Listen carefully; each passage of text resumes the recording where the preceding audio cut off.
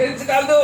AC నన్ను నమ్ముకుంటేనే మీరు పరలోక రాజ్యానికి వెళ్తారని ఏసీ అలా కనిపించింది అనిపెట్టి ప్రపంచం అంతా నమ్ముతారని అమరు చెప్పండి ఖచ్చితంగా. ఎందుకంటే ప్రపంచంలో ఏం జరిగినా నిమిషం అక్కర్లేదు, కొన్ని సెకండ్స్ లో ప్రపంచం అంతా వెళ్ళిపోతుంది. అంతేనా? అది టీవీ ద్వారా అవ్వచ్చు, కంప్యూటర్ ద్వారా అవ్వచ్చు, సెల్ ఫోన్ ద్వారా అవ్వచ్చు, అంతేనా? కానీ దేవుడి చిత్తం అది కాదు. That is not the plan of God. అంటే the God has given the freedom to choose the right way. అంటే దేవుడు తన ప్రజలకు ఇచ్చిన గొప్ప ఆశీర్వాదం ఏంటంటే మనం ఆయన తట్టు తిరగాలి. మొదట ఆయన మన తట్టు తిరగడం కాదు. దేవుని ఏర్పాటు మన కలిగి ఉండొచ్చు, ఆయన ప్రణాళిక మన ఏళ్ళు ఉండొచ్చు, ఆయన చిత్తం మన ఏళ్ళు ఉండొచ్చు, ఆయన ఉద్దేశం మన ఏళ్ళు ఉండొచ్చు. కానీ దేవుడు మన తట్టు తిరగడం కాదు, మనం దేవుడి తట్టు తిరగాలి. చెప్పడు కూడా దేవుని నామం అవకాశం వచ్చినప్పుడు కానీ అవకాశం వచ్చి ఒక మాట చెప్తా చూడండి. ఒకసారి నేను ఒక విదేశాలకు వెళ్ళినప్పుడు ఒక గమనిస్తున్నా, ఒక ప్రశ్న వేస్తున్నా. ఇద్దరు ఇక్కడ బస్సులో ప్రయాణమే ఒక ప్రాంతం ఇంకో ప్రాంతం వాకింగ్ చెప్పడానికి వేస్తున్నా. అయ్యారు ఒక ప్రశ్న వేస్తాను చెప్పండి అన్న. దుబాయ్ దేశంలో ఏంటి ఆ ప్రశ్న అన్న? దేవుడు ఏదైనా తోటలు చేస్తున్నప్పుడు అన్ని ఫలాలు ఒకసారి చేసాడు, మంచిదేనండి. ఆ మంచి చెడ్డల తెలివి నుంచి ఒక ఫలాన్ని కానీ దేవుడు ఏదైనా తోటలో చేయకపోతే మానవుడికి మరణం వచ్చేది కాదు కదా. మానవుడికి దేవుడితోనే ఉండేవారు, అంతేనే కాదా? ఎందుకంటే మా మానవ ఆదావాళ్ళకి ఎందుకు పాపం వచ్చిందంటే వారు మంచి చెడ్డ దేవుడు అన్నాడు మీరు ఏ ఫలాన్ని తినకూడదు, ఫుడ్ ఇది కాదు, యాక్సెప్ట్ వన్ ఫ్రూట్. ఒక్క ఫలాన్ని తినకూడదు, మిగతా ఫలాన్ని తినచ్చు దేవుడు చెప్పేటప్పటికీ ఆదామావులు ఏం చేస్తారంటే ఆ తోటలో ఉన్న ఆ మంచి చెడ్డలు తెలివి ఫలాన్ని తిన్నా, అంతేనా? అసలు ఎవరైనా అడిగిన ప్రశ్న ఏంటంటే ఒకవేళ కానీ ఆ మంచి చెడ్డ తెలివి అక్షరం దేవుడు ఏదైనా తోటలో పెట్టకపోతే మానవుడికి పాపం లేదు కదా, అంతేనా? నేను అన్నారు మంచి ప్రశ్న అడిగాడు. కానీ దేవుడు మానవుడికి ఏడిచ్చాడమ్మా? స్వేచ్ఛనిచ్చాడు. దేవుడు మానవునికి తన ఉద్దేశాల ప్రకారం, ఎందుకంటే మనం నిజమైన దేవుడు తెలుసుకోవాలి. ఈ భూమి మీద ఏ మానవుడైనా ఒక్కసారి any person in the world, either American, either European, either Australian, either Indian, Asian, ఈ ప్రపంచం ఏ దేశానికి చెందిన వాడైనా, ఏ ప్రాంతానికి చెందిన వాడైనా, ఏ వర్గానికి చెందిన వాడైనా, వాడు తెల్లగా ఉన్న, నల్లగా ఉన్న, పేదవాడైనా, ధనవంతుడైనా, అది ప్రైమ్ మినిస్టర్ అయితే, అమెరికన్ ప్రెసిడెంట్ అయినా, లేకపోతే చూసుకోవడానికి లేకపోతే ఎవరైనా సరే, ఒక ప్రధానమంత్రి కాదు, ముఖ్యమంత్రి కాదు, ప్రతి ఒక్కరికి దేవుడు ఏంటిచ్చాడు? స్వేచ్ఛ అనేది ఇచ్చాడు.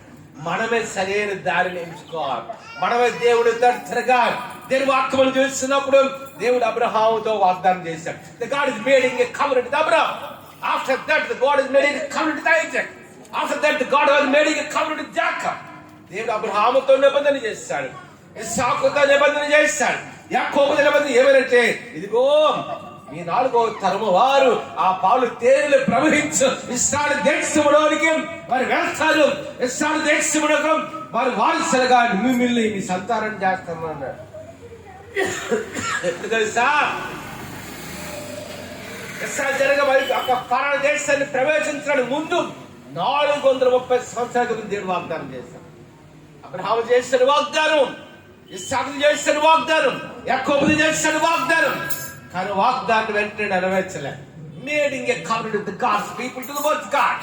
అంటే దేవుడు వాగ్దానం చేయడం వేరు, ఆ వాగ్దానాన్ని స్థిరపరచడం వేరు, ఆ వాగ్దానం మన జీవితం నెరవేర్చడం వేరు. ఆ వాగ్దానం ఎప్పుడు నెరవేరు తెలుసా?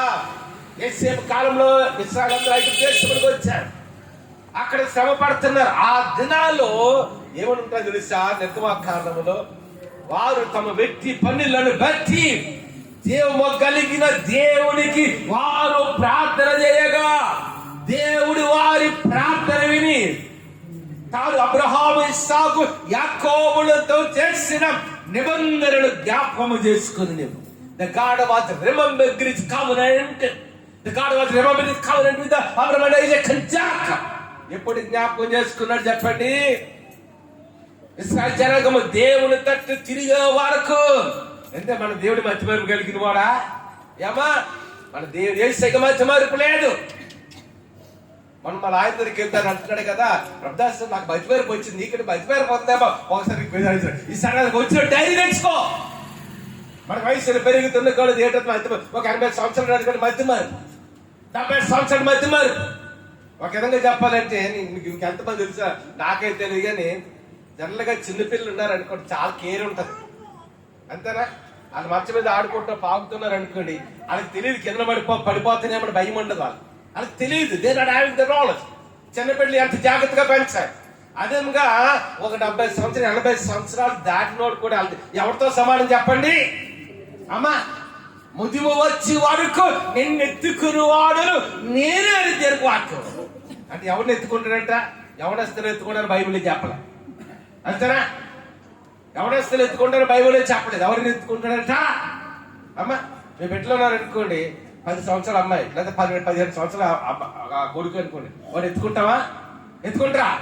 ఎత్తుకోమని చేయి చూపించండి. 15 సంవత్సరాల పిల్లలు ఎత్తుకుంటావా మనం? ఎత్తుకో. ఎందుకంటే వారు నడవగలిగిన స్థితిలో ఉన్నారు. వారు తమ పరిపాలన చేసుకొని కాలేజీకి వెళ్ళగలిగిన స్థితిలో ఉన్నారు. చిన్నపిల్లల స్కూల్కి ఎత్తుకోవాల్సిన అవసరం లేదు. అందుకే దేని వాక్యంలో వేసే చెప్పారు మాట ఏంటంటే, ఇదిగో ముదిము వచ్చే వరకు ఎత్తుకుని వాడను అంటే ఎవరిని ఎత్తుకుంటాడంట? డబోల్కి 70-80 సంవత్సరాలు వచ్చి వయసు కూడా వాళ్ళకి మనసు కలగకూడదు తెలుసా. ఒకసారి ఇంటికెళ్తే వాళ్ళ పిల్ల నీకు బాగా ఏమంటారు దానికి చాలా సార్లు వచ్చి అంటే అలాగే ఉంటుంది వయసులో. 70-80 సంవత్సరాలు అనుకోండి చాదేస్తారు అనుకుంటారు, కానీ దానికి కారణం ఏంటి తెలుసా? మెడికల్ గా చెప్పేది ఏంటంటే 60 సంవత్సరాలు దాటినప్పుడు మన బ్రెయిన్ వీక్ అవుతుంటాం అని చెప్పింది. అర్థమైందమ్మా? అంతేనా? 60 సంవత్సరాలు జుట్టు తెల్లబాడుతుంటది, ఎక్కువగా నడవలేము, ఎక్కువగా పనులు చేసుకోలేము అంతేనా? అంటే శరీరం ఏటవుతుంటది? బలహీనం అవుతుంది. మరి ఏమనుకోండి, శరీరం బలహీనం అవుతుంది నిజమే. శరీరంలో భాగం ఏంటి? తల. ఆ తలలో ఉండేది మెదడు కూడా ఏటవుతుంటది చెప్పండి. యవనంలో మెదడు షాప్ అంటే ఫాస్ట్ ఆలోచనలు 60-70 సంవత్సరాలు ఉండు.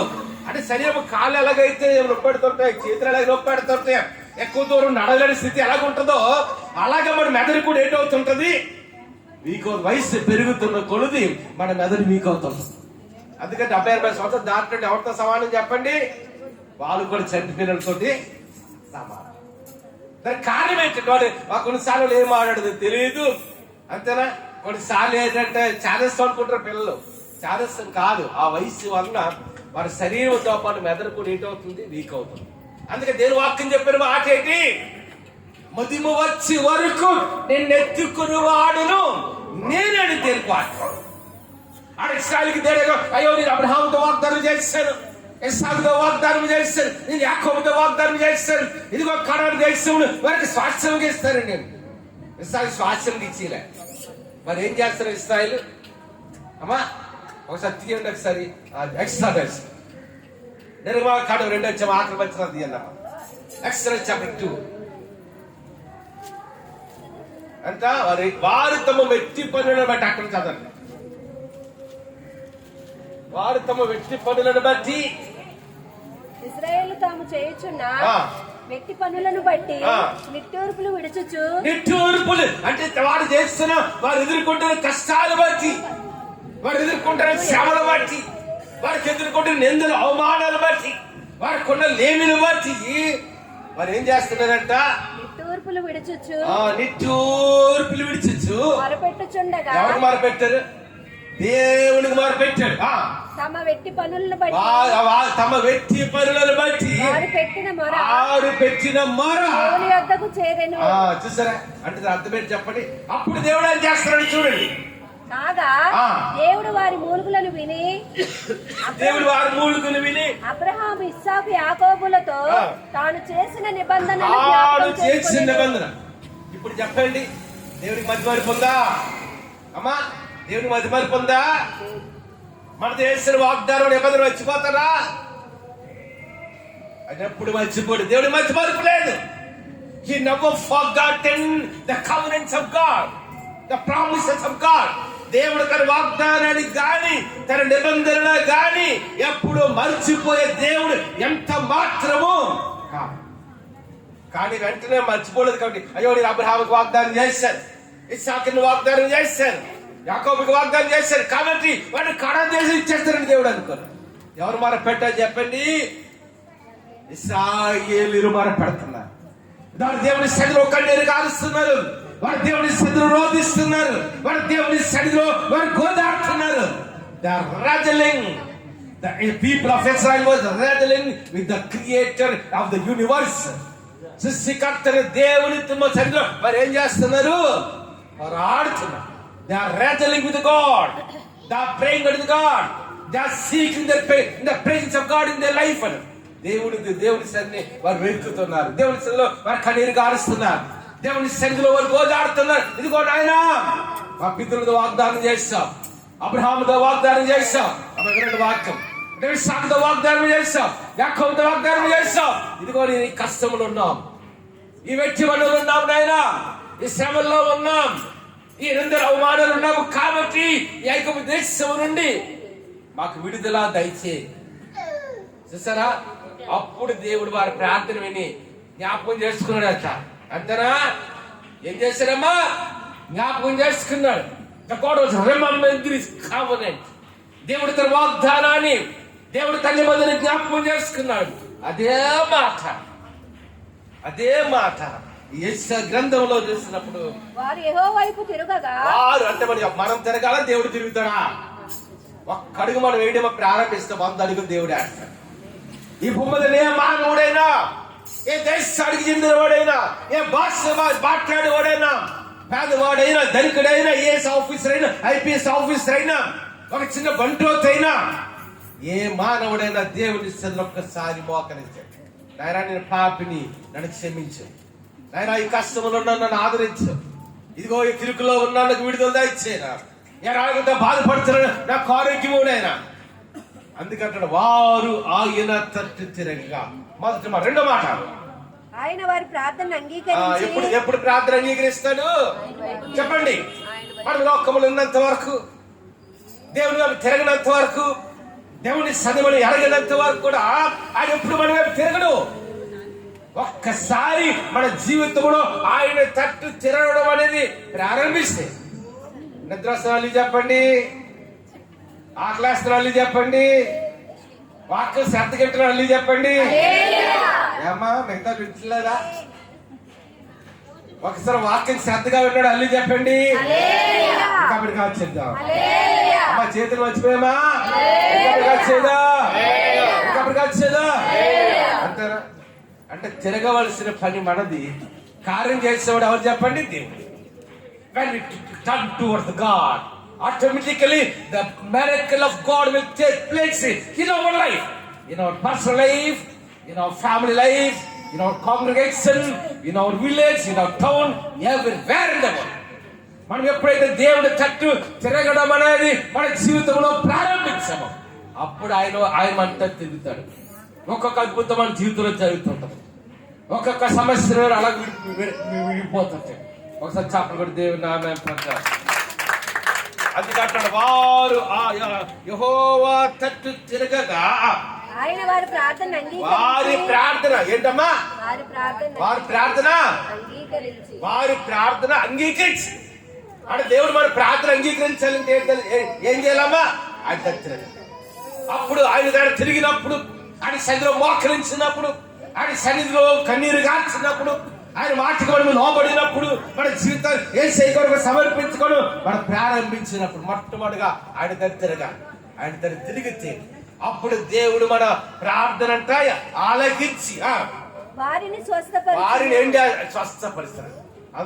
సాక్షి when we turn towards the God, the Lord will hear our prayer, then the God will heal the people. అనగా ఒకసారి దేవుడి దగ్గర మనం తిరిగినప్పుడు అంట మన ప్రార్థన దేవుడు ఉంటాడంట. ప్రార్థన వెంట మాత్రమే కాదు కానీ మనకి ఏంటి ఇస్తారంటమ్మా? స్వస్థిస్తాడు. ఒకసారి Isaiah chapter gospel of Luke chapter 19 లూకాసు వార్త 19 అధ్యాయం. It's a familiar passage in the Bible, the gospel of Luke. లూకాసు వార్త 19 అధ్యాయం చాలా ప్రాముఖ్యమైన విషయం. There we can observe the Zacchaeus. జకి గురించి మనకు కనిపిస్తుంది అంతేనా? జకి జీవితం కనిపిస్తుంది లూకాసు 19 అధ్యాయం అంటే. అంతేనా? మన అన్ని విషయాలు అన్ని మాటలు చదవక్కర్లేదు, ఎందుకంటే ఆయన ఎరుకోకుండా ప్రవేశించి దాని గుండా పోవచ్చుంటారు. ఎరుకోలేకులు వాసం అంటాను దేవుడు అల్లేదు. అంతేనా? ఎరుకోలో నివాసం అంటాం దేవుడు ఏసేయాలని కాదు, కానీ God travel towards the Jericho. ఎరుకో పట్టణంలో ప్రవేశం మాట చదవడం ఒకసారి. ఆయన సంచరించుచు ఎరుకో పట్టణంలో ఎరుకో పట్టణంలో ప్రవేశించి దాని గుండా పోచుండెను. అంతనమ్మా, నేను హైదరాబాద్ మద్రాసు వెళ్తున్నాను అనుకోండి అమ్మ, ఎక్కడ మద్రాసు వెళ్ళిపోయినట్టు అవ్వదు కదా. ఎలాగెళ్తున్నామా? రాజమండ్రి దాటాలి, విజయవాడ దాటాలి, అక్కడ చాలా చాలా ప్రాంతాలు నెల్లూరు మేము ఉంటే అవన్నీ దాటాలి. అప్పుడు వెళ్తే క్లాస్కి ఎక్కడికి వెళ్తాను నేను అంటే, నేను వెళ్తుంది ఎక్కడికి? మద్రాసు, హైదరాబాద్, బెంగళూరు నేను వెళ్తుంది, అది నా గమ్యం. కానీ అక్కడికి వెళ్ళాలంటే నేను ఎక్కడ ప్రయాణం చేయాలి? అది ట్రైన్, కార్, బస్. రాజమండ్రి దాటాలి, అది దాటి అంటే రాజమండ్రిలో కాదు, నేను ఎలా గమ్యం రాజమండ్రి గుండా ప్రయాణం చేస్తాను. ఏమంటే టీ కాఫీ తాగడం, భోజనం చేయడం, పాకెట్ తాగుతాం, మళ్ళీ ప్రయాణం. ట్రాక్ విజయవాడ దాటాలి. ఎలాగ ప్రయాణం చేసుకుని వెళ్తే అప్పుడు చివరికి వచ్చాడు మనం వెళ్ళాల్సిన మెడ్రాస్ పట్టణమో, ఇంకో పట్టణం, హైదరాబాద్, ఇంకో పట్టణం వెళ్తాం. అంతేనే కాదా? అలాగే ఎక్కువ పట్టణంలో ఏసీ ఉంటానికి వెళ్ళలేదు. ఒక మాట తెలుసా? బైబిల్ ప్రకారం ఎరుకో పట్టణం అంటే ఏంటి తెలుసా? శపితమైన పట్టణం. ఎరుకో పట్టణంలో దేవుడు ఏం చేస్తాడు? శపించాడు. అటువంటి ఎరుకో పట్టణంలోనికి ప్రవేశించి దాని గుండా పోతున్నాడు AC. Jesus was traveling towards the Jericho. ఎరుకో పట్టణం గుండా ప్రవేశించి దాని గుండా పోతున్నాడు. అటువంటి శపితమైన పట్టణంలో ఎవరున్నారు చెప్పండి? జక్కయ్య అనే వ్యక్తి ఉన్నాడు. ఒక సంతన మనం అనుకుంటాము, కానీ కొన్నిసార్లు అమ్మా నిన్న ఒక ఆయన ఎవరు అడుగుతున్నారు, ఏమండి గల్ఫ్ కంట్రీస్ క్రైస్తవులు ఉన్నారు బాబు, 1,00,000 మంది ఉన్నారన్న. అంతేనే కాదు. అందుకని చాలా సాక్షి మనం అనుకుంటాము, కానీ అది చాలా పాపులైన కుటుంబం అండి, లోకాంశ కుటుంబం అండి, విగ్రహారాధనలు ఉన్నారు. కానీ వారిలో కూడా మంచి ఉంటుంది, వారు కూడా దేవుని తెలుసుకునే ఆశ ఉంటుంది. అంతేనే కాదు. అందుకని ఇక్కడ వాక్యాలు చేస్తున్నప్పుడు అటువంటి దేవుడి చేత శపితమైన పట్టణంలో ఉన్నాడు జక్కయ్య. ఆయన ఆశ ఏంటంటే ఏసీ ఎవడో అని చూడగోరాడు. అంటే ఇక్కడ అనుకుంటారు కదా, వాక్యం కొంచెం లోతుగా ధ్యానిస్తే maybe he was had about the Lord Jesus Christ. ఏసీ గురించి ఉన్నాడు. ఏసీ అంటే అద్భుతమైన కార్యాలు చేసేవాడంట. ఏసీ అంటే గొప్ప కార్యాలు చేసేవాడంట. ఏసీ అంటే 5 రొట్టెలు 2 చేపలు 5,000 మంది పంచాడంట. ఏసీ అంటే పుట్టికొండ వాళ్ళ కళ్ళు ఇస్తున్నాడంట. ఏసీ చనిపోయిన లాజరును బ్రతికించండి ఒక మాట. ఈ విషయాలు ఎవరు విన్నారు? జక్కయ్య విన్నారు. యేసు ప్రభువారు ఆ యెరికో పట్టణంలో ప్రవేశించి దారి గుండా పోల్చినప్పుడు he want to see the Lord Jesus Christ. యేసుని చూడాలని ఆశపడ్డాడు. అమ్మ యేసుని చూడాలని ఆశపడ్డాడు. he want to see the Lord Jesus Christ. he want to experience the power of God in his life. యేసు ఎవరో చూడాలనుకున్నాడు, ముందుగా వెళ్ళాడు. ఎల్లడికి గుంపు చుట్టూ ఉన్నారు. యేసు ఎక్కడికి వెళ్ళినా వేల మంది ప్రజలను వెంబడించేవారు. అందరు గుంపు ఎక్కువ ఉంటారు. he cannot see the Lord Jesus Christ. యేసుని చూడలేకపోయాడు. యేసు ఏ మార్గం కూడా వెళ్తారు, ఆ మార్గంలో ముందుకు వెళ్ళిపోయేట ఇక్కడ చెట్టు. యేసు అయితే ఆ ప్రాంతం, ఎందుకంటే యేసు అందరినీ God knows every person. The God knows the hearts of the people. The God knows every part in our life. మన గురించి మనకి అంత తెలుసు, అంతకంటే దేవుడికి ఎక్కువ తెలుసు. అంతేనా? కొన్నిసార్లు చంటిపిల్ల ఆకలికి అందరికీ తెలియదు, తల్లి తెలుసు. చంటిపిల్ల ఆకలికి ఎవరు తెలుస్తామా? తల్లి తెలుస్తుంది. వీడు ఏడుస్తుంది అనుకోండి, వెంట్రుకి వెళ్ళి ఏడుతున్నాడా, ఆకలి అయితే ఏడుతున్నాడా, నిద్ర వచ్చి ఏడుస్తున్నాడా మనకు తెలియదు. ఎవడు తెలుస్తా? నీకు తెలుస్తుంది. The mother knows the heart of the children. అలాగే మన ప్రతి విషయం ఎవరు తెలుసు. కొన్నిసార్లు కొన్ని పరిస్థితులు ఉంటాయండి, నీ భర్తకి కొన్ని కష్టాలు చెప్పుకోలేవు, నీ బిడ్డలకు కొన్ని కష్టాలు చెప్పుకోలేవు, నీ అన్నదమ్ములకి అక్క చెల్లికి కష్టాలు చెప్పుకోలేవు. కానీ ఎవరికి చెప్పుకోగలవు? We can share everything with God. దేవునికి మన జీవితంలో ప్రతి పరిస్థితి దేవుడికి తెలుసు. మనది ఏ కష్టమైనా నీ భర్తకి చెప్పుకోలేకపోవచ్చు, నీ బిడ్డకి చెప్పుకోలేకపోవచ్చు, నీ ఎవరికి లోకంలో చెప్పుకోలేకపోవచ్చు. కొన్నిసార్లు బాగుపోయి డాక్టర్కి అయితే డాక్టర్ చెప్పుకోలేకపోవచ్చు. కానీ ఎవరికి చెప్పుకోవాలి? అంతేనా? దేవుడు మన రక్షకుడు, మనకు విమోచకుడు, మనకు రక్తము కాచి ప్రాణము పెట్టిన వాడు, ఆయన శరీరంలో ఆఖరి రక్తము వరకు మనకు చిందించిన మన రక్షకుడు, విమోచకుడు యేసయ్యకి మన ప్రతి కష్టం చెప్పుకోవచ్చు. అందుకని ఆయన మనుషుని యొక్క, అందుకని గాస్పెల్ ఆఫ్ జాన్ చాప్టర్ 2 అంటారు, జాన్ సువార్త 2 అధ్యాయం. ఆయన అందరినీ ఎరిగిన వాడు మనుషుని యొక్క. ఇప్పుడు దినాడు ఇంతమంది మందిరానికి వచ్చాం. మీరు మీ మనసులో ఏంటుందో నాకు తెలియపోవచ్చు, మీ కష్టాలు ఏంటో నాకు తెలియపోవచ్చు, మీరున్న పరిస్థితులు ఏంటో నాకు తెలిసిపోవచ్చు. ఒక సేవకునే ఇక్కడ ఎవరు తెలుసు? God knows. The God knows every part in our life. The God knows every lead of the family. నీ పరిస్థితి కూడా మన రక్షణ విమర్శకుడి తెలుసు. ఆయన జ్ఞానముడు అతీతమందని చేయలేదు. ఎందుకంటే ఆయన పరిపూర్ణుడు, ఆయన పరిశుద్ధుడు. తన వాక్కు ద్వారా సకల సృష్టిని చేసిన వాడు, సకల సృష్టి మీద ఆధిపత్యము కలిగిన మన రక్షకుడు యేసయ్యకు తెలియని విషయం అంటూ ఈ సర్వ సృష్టిలో ఏదైనా ఉందా? The God knows. కొన్నిసార్లు మన గురించి మనకు తెలియపోవచ్చు, అంతేనా? మనకి ఎప్పుడేం కాదు మనకు తెలియపోవచ్చు. కొన్నిసార్లు చదివినట్టు ఉద్యోగం గురించి ఎదురు చూస్తున్నా, దేవునికి తెలీదా? ఒక వారం 10 రోజులు చేసిన ఆయన ఉద్యోగం ప్రేర్ చేస్తున్నా, నాకు సమాధానం ఇవ్వడు. God knows. God knows when the God will provide his needs. When the miracle of God will take place in our life. మన జీవితంలో ఎప్పుడు ఏది ఇవ్వాలి, ఎప్పుడు ఏ అద్భుతమైన కార్యం చేయాలి అనేది దేవునికి తెలుసా తెలీదా? ఒక తల్లి ఆకలి బిడ్డ ఆకలి తల్లికి తెలిసినట్టు, అంతేనా? దేవునికి తెలుసు. అందుకని జక్కయ్య ఆ మేడి చెట్టు మీద ఉన్నాడని యేసయ్య గ్రహించాడు. జక్కయ్యగో నన్ను చూడడానికి వచ్చాడు. ఒక మాట తెలుసా, చాలాసార్లు అనుకుంటే జక్కయ్య అనుకుంటాం. ఒక మాట తెలుసా, you was an income tax officer. ఎవరమ్మా? సుంకపు గుత్తదారుడు తెలుగులో ఉంటారు, ఇంగ్లీష్ లో ఏమిటంటే you was income tax officer. అంటే గొప్ప హోదాలో ఉన్నాడు. రెండో మాటలు ఏమిటో తెలుసా, లూకాస్ 19వ అధ్యాయంలో యు వాజ్ రిచ్ పర్సన్, ధనవంతుడు. ఒక మాట తెలుసా, పేదవారు పరిగెట్టినట్టు ధనవంతులు ఎక్కువ పరిగెత్తి, అంతేనా కాదు? మాకు ధనవంతు కదా పర్లేలే. 100 కోట్లు ఆస్తున్నది అనుకోండి, పేదవారు పరిగెట్టినాడు కోట పరిగెట్టరు కదా, ఒక కష్టం పరిగెట్టరు కదా, అంతేనా? డాక్టర్ దగ్గర పరిగెట్టగలరు. డాక్టర్ ఫోన్ చేసి 5,000 ఇస్తాను, 10,000 ఇస్తాను, మా ఇంటికి వచ్చి ట్రీట్మెంట్ చేయంటారు, అంటారంట్రా. ఇక్కడ చూస్తున్నప్పుడు జక్కయ్య ఒకటి ధనవంతుడు, రెండవదిగా మంచి హోదాలు కలిగిన వాడు, 10 మంది చేత 10 మంది 100 వేల మంది చేత గౌరవించబడుతున్నవాడు. అటువంటి జక్కయ్య ఇప్పుడు ఏంటి ఎక్కడ చెట్టు ఎక్కాడు, అంతేనా? మనం ఏం ఎక్కుతామా చెప్పండి? అది మేడి చెట్టు ఎక్కాడు. మేడి చెట్టు అంటే తెలుసు, ఒక శతకం అంటుంది, వేమన శతకం అంటాడు. మేడి చెట్టు చూడు మేలిమయ్యుండు పట్టవిప్పు చూడు, అంతేనా? అంటే మేడి చెట్టు అంటే అర్థం, బొప్పాయి చెట్టు ఉందనుకోండి, మనం మామూలుగా చెట్టు చెట్టు ఎక్కినట్టు, వేప చెట్టు ఎక్కినట్టు, కొబ్బరి చెట్టు ఎక్కినట్టు బొప్పాయి చెట్టు ఎక్కితే అవదా?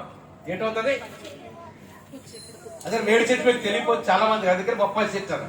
బొప్పాయి చెట్టు ఎంత వీక్గా ఉంటుంది, అలాగే మేడి చెట్టు కూడా చాలా బలహీనమైన చెట్టు. అటువంటి మేడి చెట్టు ఎక్కాడు, పడిపోతానేమో అనుకోలేదు, పడిపోయి దెబ్బలు చదువుతాను అనుకోలేదు, తన హోదాను మర్చిపోయాడు. అయ్యో నేను ఇన్కమ్ ట్యాక్స్ ఆఫీస్ నేను చెట్టు ఎక్కాలనుకోలేదు. లేకపోతే ఉన్న సేవకులు పంపించి ఇదిగో లేకపోతే పనిచేసి పంపించి మీరు వేసాను రమ్మని చెప్పలేదు కాదులే అన్నాడా? అనొచ్చు కదా. మీరు ఆయన దగ్గర ఎంతమంది జాబ్ చేసి ఉంటే మీరు వెళ్ళండి, మీరు వెళ్ళి యేసుప్రభు నా ఇంటికి రమ్మన్నాడు అన్నారా? That is not the will of God, that is not the plan of God. అది దేవుని చిత్తము కాదు. ముందుగా వెళ్ళాడు, మేడి చెట్టు ఎక్కాడు. యేసుప్రభు ప్రాంతానికి వచ్చినప్పుడు వెంటనే యేసయ్య ఏం చెప్పాడు తెలుసా? ఇదిగో జక్కయ్య నీ గృహానికి మొన్న శుక్రవారం మెసేజ్ చెప్పిన మాట చెప్పారు. అందరిళ్ళకి ఏసీ వెళ్ళదు, గుర్తుంచుకున్నామ్మా. ఏసీ అందరికి వెళ్ళదని 3 సంవత్సరాల పరీక్షలు, ఆయన 30 సంవత్సరాల జీవితంలో కొన్నిళ్ళకి వెళ్ళాడు ఆయన. ఇప్పుడు ఎవరింటికి వెళ్ళాడు? జక్కయ్య. జక్కయ్య పిలవకుండా వెళ్ళాడు ఆయన. ఆయన ఏమన్నాడు తెలుసా? ఇదిగో జక్కయ్య త్వరగా దిగుము, నేడు నీ ఇంటికి వస్తాను. ఆ మాట చదవనా ఒకసారి? జక్కయ్య త్వరగా దిగుము. ఇప్పుడు చెప్పండి, జక్కయ్య రమ్మన్నాడా, ఏసీ వెళ్తానన్నాడా? అమ్మా బైబిల్ చూడండి, జక్కయ్య వెళ్తానన్నాడా లేకపోతే ఏసీ వస్తానన్నాడా? అమ్మా జక్కయ్య అన్నాడా, అయినా నీ చెట్టు ఎక్కి నేను చూడడానికి నా ఇంటికి రా, నా ఇంటికి అనలేదు. బైబిల్ చదవండి మీరు క్లియర్ గా. ఏమో జక్కయ్య అనలేదు, ఎవరన్నారు? అంటే God has seen the heart of the Zacchaeus. Understand the heart of జక్కయ్య. జక్కయ్య హృదయం చూశాడు, ఆయన ఆసక్తిని చూశాడు, ఆయన ఆశను చూశాడు, ఆయన తగ్గపు జీవితాలు చూశాడు. వెంటనే యేసయ్య ఆ చెట్టు దగ్గరికి వచ్చాడు. జక్కయ్య ఎలా దిగమన్నాడు? ఎలా దిగమన్నాడు? త్వరగా దిగు. అంతేనా కాదు, త్వరగా ఒక మినిస్టర్ అమ్మన్నాడు. అంతేనా? అది కరెక్ట్ అపార్ట్మెంట్ ఇచ్చాడు అనుకోండి, ఏం చేస్తాం చెప్పండి అమ్మా? ఎలాగెళ్తాం? గట్టి ముందు వెళ్తాం, అంతేనా? ఒక ట్రైన్ ఎక్కాలి అనుకోండి, ట్రైన్ టికెట్ రిజర్వేషన్ చేయించుకోం, అంతసేపు వెళ్తామా? సాయంకాలం అప్పుడు గోడ ట్రైన్ ఏది ఉంటుంది 6 గంటలకు 6:30కు 5:30కు అనుకుందాం ట్రైన్. మనం ఏం చేస్తాం? 4:30కో 4:45 కూర్చుంటాం, అంతేనా? అంతేనా కాదా? అందుకని జక్కయ్య ముందుగా పరిగెట్టాడు. వెంటనే ఆ చెట్టుకి వచ్చినాడు. జక్కయ్య దేవరంటాడు, ఇదిగో జక్కయ్య త్వరగా దిగము, నీ ఇంటికి నేను వస్తానన్నాడు. అంతేనా? ఒకసారి చప్పలు కొట్టి దేవుని నామం పడ్డాడు. ఆ తర్వాత జక్కయ్య ఏమంటున్నాడు ఒకసారి, అప్పుడు ప్రభు ఏమన్నాడు చూడండి. ఇంటికి జక్కయ్య ఏమన్నాడు, ఇగో ఆయన ఆస్తులు సగం పేదలకు ఇచ్చిన్నాడు, ఎవరి దగ్గర తీసుకుని 4 రెట్లు ఇస్తానన్నాడు. అట్లా ప్రభు ఏమన్నాడే, ఇతరుడు అబ్రహాము కుమారుడే.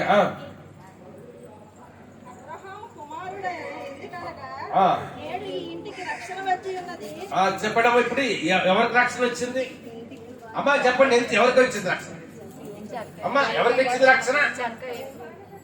జక్కయ్య ఒక్కడే చూడడానికి, జక్కయ్య ఒక్కడే సైన్ చేయించుకున్నాడు. ఒక మాట గుర్తుంచుకోండి, బైబిల్ అలా గురించి రాయించున్నాడు. రక్షణ అనేది 3 విధాలుగా ఉంటుంది.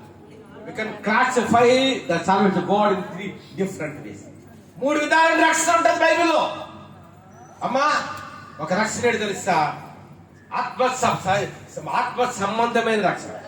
ఏసీ లోకానికి వచ్చింది, పుట్టి గుడ్డి వాళ్ళకి కళ్ళు ఇచ్చాడు, ఇవ్వడానికి వచ్చాడు బైబిల్ చెప్పట్లేదు. Bible is not saying like that. యేసు ప్రభువు పుట్టి గుడ్డి వాళ్ళకి కళ్ళు ఇచ్చారండి, కళ్ళు ఇవ్వడానికి వచ్చాడు బైబిల్ ఎక్కడా లేదు. అది కాదు ప్రాక్టికల్ మీరు చదవాలి. యేసు ప్రభువు మోగవారికి నోడు ఇవ్వడానికి వచ్చాడు, ఎక్కడా బైబిల్ లేదు. యేసు ప్రభు 5 రొట్టెలు 2 చేపలు 5,000 మంది పంచడానికి వచ్చాడు, బైబిల్ ఎక్కడా లేదు. కానీ బైబిల్ ఏం తెలుసా? పాపులను రక్షించిన క్రీస్తు యేసు లోకానికి వచ్చాడు. Jesus Christ came to the world to save the mankind. నిరీక్షణ లేని మానవ జాతికి నిరీక్షణ ఇవ్వడానికి, రక్షణ లేని మానవ జాతికి రక్షణ ఇవ్వడానికి, మానవుల కొరకు రక్తము కాచి ప్రాణము పెట్టి సమాధి చేయబడి 3వ దినాన తిరిగి లేచి ఒక జీవంతో కూడిన మానవ రక్షణ, జీవంతో కూడిన నిరీక్షణ ఇవ్వడానికి వేసే లోకానికి వచ్చాడు. అందుకే పౌలు అంటాడు కదా, ఫస్ట్ ఆఫ్ తిమోతిలో, పాపులను రక్షించడానికి క్రీస్తు యేసు ఈ లోకమునకు వచ్చాడు. Jesus Christ came to the world to save the sinners. అంతేనా? కానీ యేసే పాపులను రక్షించడంతో వదిలేశాడా? మానవులకు రక్తము కాచి ప్రాణం పెట్టడం వదిలేశాడా? సమాధి చేయడం 3వ అక్కడితో అది కాదు. అది పుట్టుకుంటే వాళ్ళకి కళ్ళు ఇచ్చాడు, వారికి మోగవారికి నోరు ఇచ్చాడు, అడుగు శ్లోకులు సిద్ధులుగా చేశాడు, చనిపోయిన 4 దినాలు రాజును బ్రతికించాడు, 30 సంవత్సరాలు వ్యాధి కలిగిన రోగిని యేసే బాగు చేశాడు. రక్షణ 3 విధాలుగా ఉంటుంది. ఒకటి ఆత్మ సంబంధమైన రక్షణ, సాల్వేషన్ ఆఫ్ డివైన్ సాల్వేషన్. ఒకటి మన ఆత్మను రక్షించడానికి వచ్చాడు యేసయ్య, మన జీవితాలు మార్చడానికి యేసయ్య వచ్చాడు, మన పాపను పరిహరించడానికి యేసయ్య లోకానికి వచ్చాడు, మన కొరకు ప్రాణం పెట్టడానికి యేసయ్య వచ్చాడు, మనకు రక్తము కాల్చడానికి యేసయ్య వచ్చాడు, మనల్ని పరలోకానికి తీసుకెళ్ళడానికి యేసయ్య వచ్చాడు. ఎవరైనా మనల్ని నువ్వు యేసయ్యని ఎందుకు నమ్ముకున్నావంటే, ఉద్యోగం ఇస్తారని నమ్ముకున్నామా? వ్యాపారం ఇస్తారని నమ్ముకున్నామా? చెప్పండి. లేకపోతే సమృద్ధి ఇస్తారని, ఇల్లు వాటిలు ఇస్తారని నమ్ముకున్నామా? నీ బిడ్డలకు మంచి పెళ్లిళ్ళు చేస్తాడు, ఉద్యోగాలు వ్యాపారాలు ఇస్తారని నమ్ముకున్నామా? ఎందుకు నమ్ముకున్నావు? What is the reason to accept the Lord Jesus Christ in our personal Savior? యేసయ్యను మన దేవుడిగా రక్షణగా మనం ఎందుకు నమ్ముకున్నామంటే, ఎక్కడికి వెళ్ళడానికి అమ్మా? బైబిల్ అంతా ఒక్క వచనం చెప్పమంటే మీకు ఎంతమంది చెప్తారు నాకు తెలియదు, ఒక్క మాట గుర్తుంచుకోండి. Which is the important verse in the Bible. లక్షల వచనాలు ఉన్న బైబిల్లో, బైబిల్ అంతట్లో కూడా ప్రాముఖ్యమైన వచనం తెలుసా?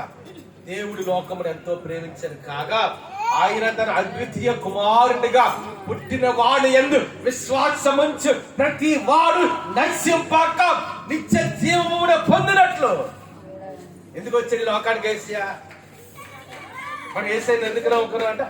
మనము ఈ మరణం తర్వాత పరలోకానికి వెళ్ళాలి. యేసులో నిత్యము సంతోషంగా ఉండాలి. భూమి మీద అంతా 70, 80 సంవత్సరాలు, 100, 120 సంవత్సరాలు, 150 సంవత్సరాలు. కానీ పరలోకం ఎటర్నల్ లైఫ్ గాడ్. నిత్యము కోట్ల సంవత్సరాలు ఆ జీవగారి దేవునితో యేసుతో సహవాసము చేయాలి.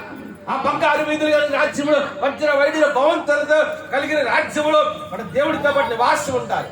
అందుకు యేసుని నమ్ముకున్నాం. అంతనా కాదు, యేసుని పరలోకానికి వెళ్ళడానికి యేసుని నమ్మారో చప్పలు కొట్టండి. మీరు పరలోకానికి వెళ్ళడానికి యేసుని నమ్మారో అల్లు చెప్పండి. చేతి చూస్తున్నాడమ్మ యేసే చూడండి. అమ్మ నేను కూడా నమ్ముకున్నా యేసుని. వ్యాపారం ఇస్తాడు, ఉద్యోగం ఇస్తాడు, ఎందుకని కాదు, పరలోకానికి వెళ్ళాలి. అందుకే పౌలు అంటాడు, ఏ విధంగా చేతనైనా నాకు మృతుల్లో నుండి పునరుద్ధానము కలగవలనని ఆయన మాట విషయంలో సమానానుభవం గలవాడినే నాకు ఉంచబడిన పందెములో ఓపికతో పరిగెడతారు అంటారు పౌలు ఫిలిప్పీ రాసిన పత్రిక. అందుకని మొట్టమొదటి రక్షణ ఏంటి? మన ఆత్మ సంబంధమైనది. The salvation of God, the divine salvation. మొదటి ఆత్మ సంబంధ రక్షణ. కానీ వేసే పంచిన అక్కడ తాపలే. పుట్టిగుడ్డి వాడు వచ్చాడు, ఒకటే మాట అన్నాడు, ఆయన పేరు భర్తనోమయ్య. యేసు ప్రభు వెళ్తున్నారు, మార్గంలో ఉన్నారు. యేసు చుట్టూ 1000 మంది ప్రజలు, multitudes of people was covered by the Lord Jesus Christ. యేసు చుట్టూ 1000 మంది ప్రజలు ఉన్నారు. ఒకటే మాట అన్నాడు, యేసయ్యా దావీదు కుమారుడా. తెలుగులో అంటే ఏమిటి? దావీదు కుమారుడు. ఇంగ్లీష్ లో ఏమిటి? Son of David, have mercy on me. దావీదు కుమారుడా నన్ను. ఒకటే మాట, దావీదు కుమారుడా. ఇంగ్లీష్ అయితే చాలా మంచి మాట, son of David have mercy on me. నాయనా దావీదు కుమారుడు గారు. అందరూ అంటారు కదా, ఇదిగో యేసు వెళ్ళిపోతున్నారు, ఆయన చుట్టూ 1000 మంది ప్రజలు. నీ మాట నీ రోదరు ఎక్కడ అంటారు? యేసు చుట్టూ 1000 మంది ప్రజలు ఉన్నారు. ఆయన ముందు శిష్యులు నడుస్తున్నారు, ఆయన చుట్టూ 1000 మంది ప్రజలు ఉన్నారు. కానీ ఒక్క పుట్టి గుడ్డు వాడి యొక్క స్వరము ఎవరి దగ్గరికి వెళ్ళింది? యేసు దగ్గరికి వెళ్ళింది. ఆయన చుట్టూ 1000 మంది ప్రజలు ఉన్నారు. కానీ 1000 మంది ప్రజలు వేసే చూడలేదు. ఒక పుట్టి గుడ్డి అయిన ఆ బర్త్లేము యొక్క స్వరాన్ని యేసయ్య ఆ దినాడు విన్నాడు. That is the love of God. That is the compassion of the Lord Jesus Christ. యేసు ప్రభు యొక్క ప్రేమ అంత గొప్పది. ఆయన చుట్టూ 1000 మంది ఉన్నా 1000 మంది స్వరము కూడా యేసయ్య చెవుల్లోనికి, ఆయన హృదయంలోనికి వెళ్ళలేదు. కానీ ఒక పుట్టి గుడ్డు వాడు, ఒక భర్త అమ్మయ్య స్వరము మాత్రం యేసు ప్రభు చెవులలోనికి, ఆయన హృదయంలోనికి వెళ్ళింది. అప్పుడు ఏం చేసి తెలుసా దేవుడు? Jesus was stood there. 1000 మంది ప్రజలు విడిచిపెట్టాడు. ఆ ఒక్కరి గురించి యేసు ఆగిపోయాడు. ఒక మాట తెలుసా? బైబిల్లో ఒక పారబుల్ ఉంది, ఒక సామెత, ఓ ఉపమానం అనొచ్చు. ఆ ఉపమానం ఏమిటో తెలుసా? ఒకరికి 100 గొర్రెలు ఉన్నాయంట. 100 గొర్రెల్లో కూడా అడవిలో మేపుతున్నాడట. ఎన్ని గొర్రెలు ఉన్నాయమ్మా చెప్పండి? నాకు వినబట్టలేదు వాయిస్. ఎన్ని గొర్రెలు? 80 రోజులు కూర్చున్న వాయిస్ వినబట్టలే. ఎంతమంది? ఎన్ని గొర్రెలు ఉన్నాయి? 100 గొర్రెలు ఉన్నాయి. ఆ 100 గొర్రెలో గొర్రె తప్పిపోయి బైబిల్ ఏమంటుంది అసలు? కాస్త మిగతా 99 గొర్రెలను కూడా అక్కడే విడిచిపెట్టాడు, అరణ్యంలో విడిచిపెట్టినట్ట. ఆ ఒక్క గొర్రెని ఎత్తుకుంటూ వేసేయలేడట. అది దేవుడి ప్రేమ అంటే. ఏమా అయ్యో నాకు 99 గొర్రెలు ఉన్నాయి కదా, సరిపోతులే అనుకోలేదు. 99 గొర్రెలు అడవులో అరణ్యం విడిచిపెట్టాడు. అరణ్యం అంటే సింహాలు ఉంటాయి, అరణ్యం అంటే పుల్లు ఉంటాయి, అరణ్యం అంటే ప్రమాదం ఉంటుంది. అయినప్పటికీ కూడా ఆ 99 గొర్రెలను కూడా ఆయన విడిచిపెట్టాడు. ఒక్క గొర్రెను వెతుక్కుంటూ వెళ్ళాడు. ఆ గొర్రె దొరికినప్పుడు వెంటనే ఏం చేశారు సార్? సంతోషంతో విందు చేసుకున్నాడు. దేవుడి ప్రేమ అలాగుంటుంది, అని కరికరం అలాగుంటుంది, అని ఉద్దేశం అలాగుంటుంది. అందుకని జక్కే అన్నాడు కదా, ఒకటి ఆత్మ సంబంధమైన రక్షణ, రెండవది గడి తెలుసా శరీర సంబంధ రక్షణ. యేసయ్య మనకు ఆరోగ్యం ఇవ్వడానికి వచ్చాడు, ఆరోగ్యం ఇస్తాడు. యేసయ్య మనకు సమృద్ధి ఇస్తాడు. పశువుతో పడుకోవడం దేవుని చిత్తం కాదు. లేని తనంతో ఉంటాడు, ఆ లేని తనం కొంటాడు. దేవుడు మనం చేయలేదు. అంతేనా? అంతేనా? కొన్నిసార్లు పిల్లలకి ఏంటంటే తల్లి అయితే 120 ml కలుపుతుంది పాలు, తండ్రి అయితే 60 ml కలుపుతుంది. తల్లి ఎన్ని ml కలుపుతుందమ్మా పాలు? 120 ml కలుపుతాడు. తండ్రి అయితే ఎన్ని ml కలుపుతాడు? తండ్రికి తెలియదు. అంతేనా?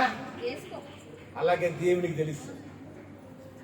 అందుకే మొట్టమొదటిగా ఒకటి ఆత్మ సంబంధమైన రక్షణ, రెండవదిగా మానసిక రక్షణ. అంటే మన మనస్సును మన ఆలోచనలు మార్చబడాలి, మన తలంపులు మార్చబడాలి. Our thoughts and images have been changed, has been sanctified in the presence of God. దేవుని సందులో మన మనస్సును కూడా దేవుడు ఏం చేశాడు. అంతేనా? అంటే దేవుడితో తిరగడం అంటే ఇలా నేను ఉన్నాడు కాదు, దేవుడితో తిరిగిపోయినట్టు అయిపోద్దా అమ్మా? అంతేనా? నేను ఇలాగ తిరిగానంటే నాకు దేవుడితో తిరిగిపోయి రావడం. దేవుడితో తిరగడం అంటే అర్థమేంటి తెలుసా? మానసికముగా టర్న్ టువర్డ్స్ గాడ్. దేవుడి తట్టుబడి తిరగాలి. అంటే దేవుడి జక్కి ఇంటికి వెళ్ళినప్పుడు 3 విధాల రక్షణ చెప్పాడు. ఒకటి ఆత్మ సంబంధమైన రక్షణ, రెండవది మానసిక రక్షణ. మన ఆలోచనలు పరిశుద్ధ పడబడాలి, మన ఆలోచనలు పరిశుద్ధ పడబడాలి, మన ఉద్దేశాలు పరిశుద్ధ పడబడాలి, మన ప్రణాళికలు పరిశుద్ధపరచబడాలి. Our thoughts have been sanctified in the presence of God. ఒకటి ఆత్మ రక్షణ, రెండవదిగా మానసిక రక్షణ. ఇంకా మూడో రక్షణ ఏంటి చెప్పండి? అప్పుడు ఇశ్రాయేలు 1000 మంది ప్రజలు, అనుకుంటాం ఒక 20-30 వేల మంది ప్రజలు వేసే మాట్లాడుతున్నారు. 4 రోజులు అయిపోయింది. అప్పటికి అది నాడు ప్రభువారు తన పరిచయం ముగించాడు. వెంటనే ప్రభువారు అంటున్నాడు శిష్యులు పిలిచి, అక్కడ జనసమూహం యుద్ధులు ఆ వేసేద్దాం వాక్యం వినడానికి వచ్చినాం. నన్ను కాక మా బాబు మాకు ఆకలేస్తుంది వేసియా, మాకు అందరూ రొట్టెలు పెట్టు చేపలు పెట్టి అడిగినట్టు బైబిల్లో ఉందా? అడగలేక చదవండి మీరు. అప్పుడు ఎవరు అంటున్నారమ్మా? అటు వారు ఆకలి వారికి తెలియదు. అమ్మ 3 నెలలు 3 రోజులు ఉన్నా వేసియా మీ దగ్గర, వేసే 4 రోజులు ఉన్నా వేసియా, మాకు ఆకలేస్తుంది, నువ్వు ఏదైనా ఆహారమా పెట్టు, లేకపోతే శిష్యులు పంపించి గ్రామాలను ఆహారం తీసుకురా అని అన్నారా? ఏసియా వారి అవసరం గ్రహించారు, వారి ఆకలిని గ్రహించాడు. ఏసియా ఏమన్నాడు? అప్పుడు శిష్యులు పిలిచాడు. అని శిష్యులు పిలిచాడు. శిష్యులు పిలిచి అంటున్నాడు, ఇదిగో మీరు పెట్టడానికి ఆహారం ఉందా అన్నాడు.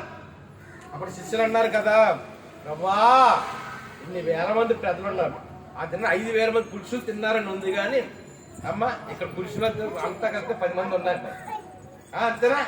పురుషులు అంతా ఎంతమంది ఉన్నామా? 10 మందిమే ఉన్నాం. స్త్రీలు ఎంతమంది తెలుసు? 40-50 మంది ఉన్నారు. ఎక్కడికి నేను ఎక్కడ ప్రపంచం 1000 సంఘాలు వాక్యం చెప్పాను కానీ ఎక్కడ చూసినా ఎక్కువ మంది మాకు కనిపించింది తెలుసా? ఎక్కడ మగవాళ్ళు ఎక్కువ ఉన్న ఆడవాళ్ళు తక్కువ ఉన్న సంఘం నాకు కనిపించింది. అది నేను చూసింది 100 సంఘాలు కాదు, 1000 సంఘాలు చూశాను కానీ 100,000 సంఘాలు వాక్యం చెప్పాను. ఎక్కడ చూసినా ఆడవాళ్ళు స్త్రీలు ఎక్కువ ఉంటారు, పురుషులు తక్కువ ఉంటారు. అంటే ఇక్కడ 5,000 మంది మగవాళ్ళు తినాలంటే స్త్రీలు ఎంతమంది తిని ఉంటారు, చంటి బిడ్డలు ఎంతమంది తిని ఉంటారు. అప్పుడు శిష్యులు అన్నారు, ప్రభా మీరు అందరూ పెట్టడానికి ఆహారం మన దగ్గర ఎక్కడ ఉంది? ఎంత ధనం ఇస్తే ఆహారం వేస్తాం. అప్పుడు మా ప్రభా మీ దగ్గర ఏముంటారు? ఆవిడ అన్నాడు, ఒక 5 రొట్టెలు 2 చేపలు ఉన్నాయి నాయన. ఎన్ని రొట్టెలు అంట అమ్మా? ఇంట్లో పొలకాలకు చపాతీలు భార్య వేస్తుంది అనుకోండి, ఎన్ని తింటాం మనం? ఒక చపాతీ నిండిపోదా కడుపు? చెప్పండి, నిండిపోదా? ఒక చిన్న పొలకాలు తింటే నిండిపోద్దమ్మా. 5-6 పొలకాల్లో 10 పొలకాలు తింటాం, అంతేనా? అందుకని ఏం చేయాలన్నాడు? 5 రొట్టెలు 2 చేపలు ఉన్నాయి నాయన, మొత్తం అంతా కలిపితే 5 రొట్టెలు 2 చేపలు ఎంతమంది పని తింటే ఒక్కరు సరిపోద్ది. ప్రభువారికి తెలిసి God knows what the miracle of God will take place in the life and the particular day. ఆ దినాన్ని ఎటువంటి అద్భుతమైన కార్యం చేయాలో దేవుడికి తెలుసు. అప్పుడు అన్నాడు కదా, 5 రొట్టెలు 2 చేపలు అది తీసుకురామన్నాడు. ఆశీర్వదించాడు, తన చేతితో తండ్రికి ప్రార్థన చేసి ఆశీర్వదించి ఇచ్చాడు. 5,000 మంది తినక 12 గంపలు మిగిలాయి. అది ఏ రక్షణ? శరీర ఆత్మ సంబంధమైన రక్షణ మొదటిగా, రెండోది మానసిక రక్షణ, మూడోదిగా శరీర సంబంధ రక్షణ. సమయమైంది, మళ్ళీ మూల వాక్యం కొంచెం ముగిద్దాం. అందుకని ఇక్కడ ఏముంది? వారు ఆయన తిరగగా ఆయన వారి ప్రార్థన ఆలకించి వారిని ఏ స్వస్థత చెప్పండి ఇప్పుడు అమ్మా? ఏ స్వస్థత? మనకు ఆత్మ సంబంధ రక్షణ ఉండాలి, మానసిక రక్షణ ఉండాలి, భౌతికమైన రక్షణ ఉండాలి, అంతేనా? భౌతిక సంబంధ రక్షణ కూడా అనారోగ్యాలు ఉన్నాయనుకోండి, ఎక్కడ ముందుకు వెళ్ళగలం మనం? ఇది నాన్న పెద్దవాళ్ళు ఏమంటారు, డొక్క ఆడతా కానీ డెక్క ఆడతా కానీ డొక్క అంటే పొట్టు అని ఆడతారు, అంతేనా? డెక్కలు అంటే చేతులు పనిచేసి కాలు పనిచేస్తే కానీ మన కడుపులు నిండండి అంతేనా? కష్టపడలేదు. We have to work. Unless we work, we cannot feed our family. Unless we work, we cannot feed our life. మనం కష్టపడితే కానీ రెక్కాడితే కానీ ఒక్క అంతే. కాబట్టి ఇద్దరు మూలవాక్యం ఏంటంటే వారు ఆయన తట్టు తిరగగా. కాబట్టి దేవుడి తట్టు తిరుగుదాం, తద్వారా దేవుని ఆశీర్వదింపడతాం. తల వచ్చి కలుమొచ్చి ప్రార్థన చేసుకున్నాం. పరిశుద్ధ రాజ్యముగా దేవానికి వందనాలు చేసినాం. గొప్ప దేవుడు అద్భుతమైన ఆలోచన నమ్మదగిన దేవుడు. ఇంతవరకు నీ బలమైన వార్త వినిపించా ఉండేనా? ఎప్పుడైతే మేము నీ తట్టు తిరుగుతామో తండ్రి, మా తట్టు తిరిగే దేవుడు అని కొదరా. నీ బిడ్డలందరూ ఉన్నాను, నీ తట్టు తిరగడానికి నీకు ఇప్పుడు దయచేయండి. మరి భర్తల రక్షణ కొరకు, బిడ్డలకు భవిష్యత్తు కొరకు, బిడ్డలకు వివాహాలు ఉద్యోగాల కొరకు, వారికి అప్పుడు బాధల కొరకు, వారికి ఉన్న సమస్యల కొరకు, వారికి ఉన్న పరిస్థితులు అన్నిటి బట్టి నీ తట్టు తిరిగినప్పుడు తండ్రి నువ్వు స్వస్థపరుస్తావు. వారి ప్రార్థన వింటాము తండ్రి. గొప్ప నేను ఈ మాటలు వింటున్న ప్రతి ఒక్కరికి ఇక్కడ ఉన్నవారే కాదు, యూట్యూబ్ లో, ఫేస్బుక్ లో ఈ వర్తమానం ఎవరైతే ఉంటారో అందరూ కూడా దీవించమని ప్రార్థన చేస్తున్నాం. అందుకని ప్రాముఖ్యంగా తండ్రి నేను హైదరాబాద్ నుంచి జాస్తి దీవించు, అన్నగారు చాలా పెద్దల మందిరానికి వచ్చి మాట్లాడుతున్నారు. సింగపూర్ సజ్జలు కూడా భద్రపరిచింది అనుకోదా. నేను అని కొందరు తెలిసిన తేజాన్ని దీవి, జయాన్ని దీవించిన, కృష్ణపడి ఆజ్ఞాన్ని దీవించిన అని కుటుంబానికి ఆదరించామని ప్రార్థన చేస్తున్నాను. నేను అని కొందరు ఆచరిస్తున్నాను తండ్రి. నేను తల్లి కొందరు ఆచరిస్తున్నాను. నేను నవీన్ కూడా ప్రార్థన చేస్తాను. తండ్రి కుమార్ దూరదేశం కూడా దుబాయ్లో భద్రపరిచినా. నేను ఆ కంపెనీ వాళ్ళు కూడా త్వరలో ఫ్లైట్ టికెట్ ఇవ్వడానికి, ఇండియాకి రావడానికి ఈ సంవత్సరం మా చేతుల మీదుగా నవీన్కి క్రైస్త వివాహం చేయడానికి బుద్ధి గారు కూడా గర్భం కట్టాయి. అందరూ సరైన పైకేద్దాం. నేను ఆ తల్లి కొందరు ఆచరిస్తున్నాను తండ్రి. నేను ఆ చరణ్ పరంగా ప్రార్థన చేస్తున్నాను తండ్రి. నేను అతనిగా మెరిసి కూడా ప్రార్థన చేస్తున్నాను. మరి గర్భం ఇచ్చేయండి. నేను అని కొందరు చెన్నపాల విదేశాలు మార్గము సర్వించండి. నేను కొందరు ఆచరిస్తున్నాం తండ్రి. నేను తల్లి దినం తండ్రి జస్వంత్ బర్త్డే అంటే అక్కడ ఇటువంటి బర్త్డే అనేకమైన సెలబ్రేట్ చేసుకోవడానికి ఇంకొకటి దయచేయండి. అదే నీ కొందరు ఆచరిస్తున్నాం తండ్రి. నేనా తండ్రి, నేనా తండ్రి, నేనా తండ్రి, నీ కొందరు తండ్రి. బెంగళూరులో ఉన్న తండ్రి కస్తూరి గారిని మీరు దీవించిన రాజేష్ కుటుంబాన్ని, సుధీర్ కుటుంబం, నవీన్ కుటుంబాన్ని కూడా దీవించారు. వారందరికీ రక్షణ ఇచ్చారు. భీమిలో ఉన్న హిమాలరాజ్ బాబుని గోరి బిడ్డ దీవించారు. హిమాలరాజ్ బాబు చిత్తమైతే త్వరలోనే తండ్రి నేను గాజువాకి ట్రాన్స్ఫర్ అవడానికి ఇప్పుడు ఇచ్చాను. నేను మా నాయుడు ప్రభాకర్ కుటుంబాన్ని, సిద్ధులారి కుటుంబాన్ని, నేను రమేష్ గారి కుటుంబాన్ని, నాయుడు గారి కుటుంబాన్ని, బుద్ధిరాజు గారి కుటుంబాన్ని, నేను కొదరాజరిస్తున్నాం. నేను కుమార్ లారి గారి కుటుంబాన్ని, జడ్జి గారిని తండ్రి, జడ్జి గారిని వర్క్ జడ్జి తండ్రి వారిని వారి బిడ్డను దీవించి, నేను బెంచుల గారు దీవించి, శ్రీనా గారిని దీవించి, బండ్రత్ గారు దీవించి, బండ్రత్ దీవించాం. నన్ను కొదరాజరిస్తున్నాం తండ్రి. నేను ఆ తిమ్మతకు నిద్రించాను తండ్రి. తమ్ముడు చేస్తున్న పరిచయం కూడా దీవించమని ప్రార్థన చేస్తున్నాం. నేను రాజుగారు, ప్రభాత్ గారు తండ్రి, వాళ్ళ ల్యాండ్ విషయం గొప్పగా జరిగించిన మంచి ఇక్కడ వాహనం సెట్లయింది. మంచి వాహనం కూడా జరగడానికి కాబట్టి ధర్మంతరం సమకూర్చి ఆ ఇల్లు కూడా మంచిగా సీల్ అవడానికి కూడా నీకు ఒక దయచేసి ప్రార్థన చేస్తున్నాం. అందరూ ఇచ్చిన పైకేద్దాం. నేను కొంత తండ్రి, నేను తరవేకాలు శక్తి అని రాజ్య చిత్రాన్ని కుటుంబాన్ని దీవించి, నాని కుటుంబాన్ని దీవించి, అందరి కుమారుడు తండ్రి. నేను తండ్రి కెనడాలో భద్రపరిచిన ఆయన కొంత తెలుస్తున్నాం తండ్రి. విధంగా తండ్రి అందరూ రెండు పైకేద్దాం. వెంకటరావు రత్నమాల గారు దీవించండి. బలవశక్తి ఆరోగ్యం వర్తిస్తున్నాం తండ్రి. నేను తన వెంకటరావు రత్న గారి పెద్ద కుమార్ కుటుంబాడు మరి వ్యాపారని, రెండో కుమార్ కుటుంబాడు మరి వ్యాపారని, మా కుమారుడు జాన్బాబు గారిని, మేరీ గారు మరి ఇచ్చిన బిడ్డ అని లైసెన్స్ కూడా మేము దీవించినాం తండ్రి. జాన్బాబు గారు చేసిన వ్యాపారం కూడా దీవించమని ప్రార్థన చేస్తున్నాం. సారమ్మ గారు దీవించిన నిర్మల కుమార్తె సారమ్మ గారు మరోరాలు నేను వాహకాలు ధర్మంతా మీరు సమకూర్చిన ఈ సంవత్సరం వాహన ధరంగా జరగడానికి ఒక దయచాం. శెట్టి గారి మంగారు కూడా రక్షణ దయచమని ప్రార్థన చేస్తున్నాం తండ్రి. అందరూ రేపు పైకేద్దాం. కేశం కూడా బలిహీనాలు పొందినాను. 2 దినాలు బాగాలేదంట. కేశం కూడా ఇది స్వస్థని నేను ప్రకటిస్తున్నాం తండ్రి. గంటికి సురేష్ కుమార్ గారు కూడా గర్భం దయచేది రాజేశ్వర బిడ్డను దీవించమని ప్రార్థన చేస్తున్నాం తండ్రి. జోసని రాజ్యంలో దేవదూత పొందినని కొంత తెలిసినాం. రాహేలమ్మ రవి వాళ్ళు ఇల్లు కట్టుకుంటారు కూడా మంచిగా కట్టబడడానికి కావాలి ధర్మ సమకూర్చాం. నేను ప్రేమిలో కూడా పర్మనెంట్ జాబ్ దయచమని ప్లాన్ చేస్తున్నాం. సారును కూడా పర్మనెంట్ జాబ్ దయచండి. విశాఖ తండ్రి నేను కొందనాలు చెల్లిస్తున్నాం తండ్రి. నేను వర్ధన్ గారు, కమలమ్మ గారికి ఇరువురికి నేను బలవ శక్తి ఆరోగ్యాన్ని నిలుపుతున్నాం తండ్రి. నేను కృష్ణ గారు అత్తగారు అందరూ ఒకసారి 2 సార్లు పైకేద్దాం. ఒక ప్రత్యేకమైన ప్రార్థన. నేను ప్రత్యేకంగా తండ్రి కృష్ణ గారు అత్తగారు తండ్రి రాము గారు కూడా నేను సర్జరీ బాగా జరిగింది. నేను మా త్వరలో తండ్రి రెచ్చాజ గృహానికి రావడానికి, గిద్దెలేసి నడవడానికి, ముఖ్యంగా బాపుని తీసుకోవడానికి నేను ఇప్పుడు తెచ్చాను. అదేవిధంగా సోమయ్య కూడా బాగాలేదు. ఇప్పుడే నేను ప్రార్థన చేశాను. సోమయ్య కూడా నేను ఆరోగ్యం ప్రార్థిస్తున్నాం తండ్రి. నేను తండ్రి బెంగళూరులో సౌజన్యం ఉంది. సౌజన్య ఎంట్రీసీ పంతులు కూడా నేను గొప్ప కార్యం జరిగించుకొని ప్రార్థన చేస్తున్నాం తండ్రి. అన్న మల్లుడు కూడా రక్షణ దయచండి. ప్రస్తుత గారికి తండ్రి దాన్ని కొందన సారా చిన్న కూడా చేతిపై దీవించండి. చిన్నకి రక్షణ దయచేయండి తండ్రి. గణపతి రక్షణ దయచేయండి. నేను భోజన మందిరం రావడానికి గొప్ప దయచేయండి. పెద్దలక్క గారు 3 కుమాల కుటుంబాలు దీవించినాం.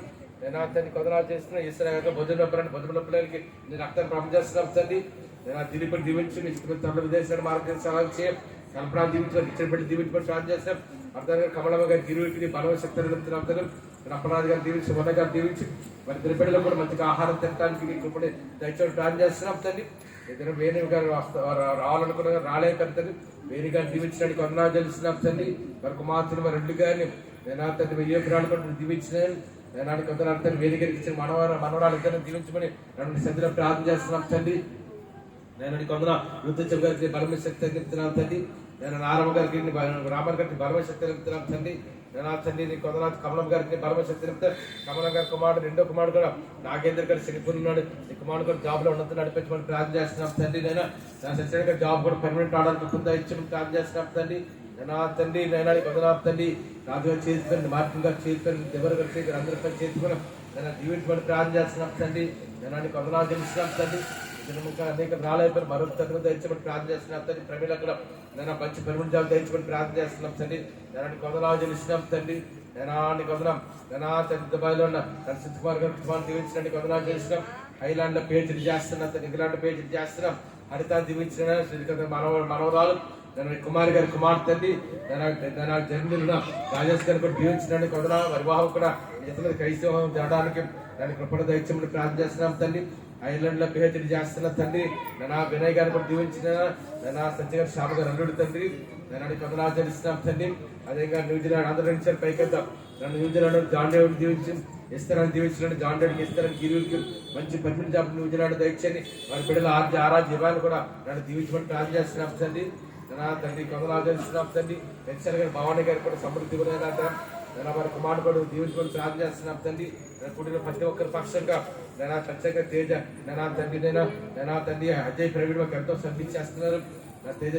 సర్వీస్ కూడా నన్ను దీవించమని ప్రార్థన చేస్తున్నాం తండ్రి అదేవిధంగా తండ్రి క్రిస్టినా కూడా తండ్రి ఆధార్ కార్డు నేమ్ చేంజ్ అవ్వాలి ఆ నేమ్ కూడా త్వరలో చేంజ్ అవ్వడానికి కూడా నన్ను కృపణ దయచేయమని నన్ను కూడిన ప్రతి ఒక్కరిని కూడా తండ్రి కృపావతి గారి చొక్కమ్మ గారికి ఈ బలమైన శక్తి ఆరోగ్యం ఇస్తున్నాను తండ్రి చుట్టుపక్కల ఉన్న వారందరూ దీవించడానికి వందనాలు చేస్తున్నాం తండ్రి తాత గారి మావ గారిని బలమిస్తూ నడిపించారు డిఎస్ కుటుంబాన్ని సాయి గారి కుటుంబాన్ని వరలక్ష్మి యొక్క ఇళ్ళ అద్దెకుల్లో వారి కుటుంబాలు ఎందుకు దీవించిన నేను మల్లేశ్వర కుటుంబాలు దీవించి రామారావు గారిని విజయ్ గారిని తను సంతోషం దీవించి తను కూడా ఎత్తవచ్చి భద్రపరచడానికి ఒక గారి గారి కుటుంబాన్ని దీవించినట్టు వందనాలు చేస్తాం లక్ష్మీ గారి కుమార్ వివాహం సమీర వివాహం కూడా ఘనంగా జరిగింది వందనాలు నూతన దంపతులు కూడా నన్ను దీవించమని ప్రార్థన చేస్తున్నాం ఈశ్వర కుటుంబాన్ని దీవించి ప్రసాద్ గారి కుటుంబాన్ని దీవించి చేస్తున్న వ్యాపారం కూడా నన్ను దీవించిన లాయర్ గారి కుటుంబాన్ని దీవించి లాయర్ ప్రొఫెషనల్స్ దీవించిన సైజర్ గారి కుటుంబాన్ని దీవించి నేను పక్కన ఆ రెండతలు బిడ్డకి వాళ్ళు దీవించిన తండ్రి నన్ను సైజర్ గారి యొక్క ముగ్గురు కుమారులు కూడా వారి కుటుంబాన్ని దీవించమని ప్రార్థన చేస్తాం ప్రసాద్ గారి కుటుంబాన్ని దీవించిన మా క్రీడపాలెం విశాఖపట్నం ఆంధ్ర రాష్ట్రంలో మా భారతదేశం గొప్పగా జరిగించాడు ఇప్పుడు ప్రతి ఒక్కరు పేరు పేరు ఇద్దరు కూడా నూతన కొంతమంది వచ్చిన వారి కుటుంబాలు కూడా దీవించిన లండాన్ని దీవించి వారికి ఇచ్చిన బిడ్డను దీవించిన నేను కొందరు చేస్తున్నాం సీఎన్ కూడా త్వరలో మందిరం కట్టుకోవడానికి కూడా నీకు ఎప్పుడు దయచేయమని ప్రార్థన చేస్తున్నాం తండ్రి అందరిలో కూడా నేను పరిపడి చెప్తాను ఆ జీవితం నెరవేర్చమని ప్రార్థన చేస్తే ఇప్పుడు ప్రతి ఒక్కరి పక్షంగా గొప్ప కాలం జరిగించమని నేను కొత్త కేసు గారు కూడా బలిగిన కోరుతున్నారు నీ బలవంత శక్తి వేసిన ఆపరేట్ ఇచ్చినావు తండ్రి ఆమె శక్తిమే ఇచ్చేయండి రక్తమే ఇచ్చి మీరు తప్పులు కలిగాక పట్టణ దేవుని గ్రామాన్ని కుమారుడు వేసుకుంటుంది ఆత్మిక అద్దరు పరిశుద్ధ ఆత్మ వాసం మనకు మన బిడ్డలకి ఈ మెసేజ్ ఈ ప్రార్థన గురించి కూడా ఫేస్బుక్ లో ప్రతి ఒక్కరికి సకల పరిశుద్ధకి ఇష్టం జరగాలి ఇక్కడ ప్రభురాకరమైన సదగా ప్రకటించింది కాక